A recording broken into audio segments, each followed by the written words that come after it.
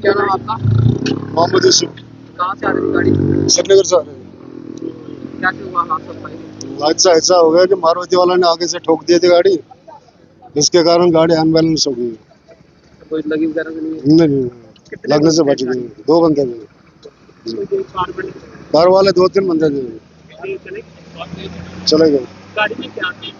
अरे गाड़ी में क्या था? गाड़ी में मटर लोड थी, कहाँ पे क्या था? दिल्ली।